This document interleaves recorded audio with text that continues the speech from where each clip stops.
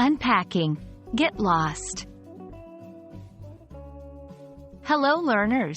Today, we're diving into a popular English phrase that you might have heard in movies, conversations, or even in light-hearted banter among friends.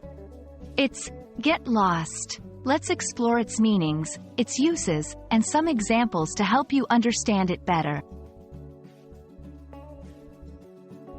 When we hear the words get and lost individually, we might think of obtaining something or being unable to find our way. However, when used together as the phrase get lost, it doesn't usually mean to physically lose your way. The phrase get lost is typically used as an idiomatic expression. Here's what it generally implies. 1. Dismissal or rejection. It's a somewhat rude way of telling someone to go away or leave you alone. Imagine someone bothering you, and you want them to stop. You might exclaim, get lost.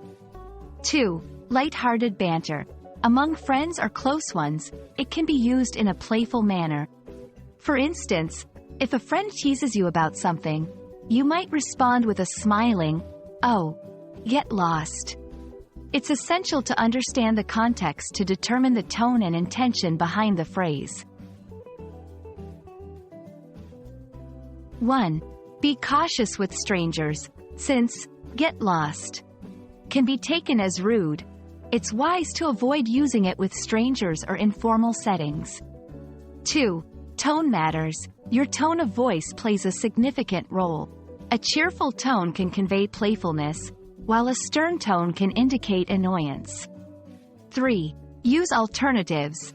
If you want to be more polite, consider phrases like, "Please leave me alone," or, "Can I have some space, please?" 1. Sarah kept bothering Mike about the party. So Mike finally exclaimed, "Get lost, Sarah. I already told you I don't know." 2. When Jenny tried to tickle Joe, he laughed and said, "Get lost, Jenny. You won't catch me this time."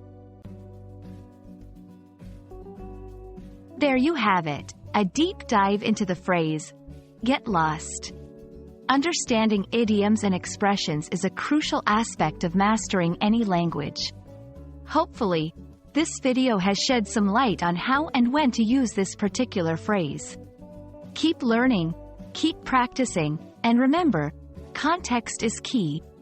See you in the next lesson.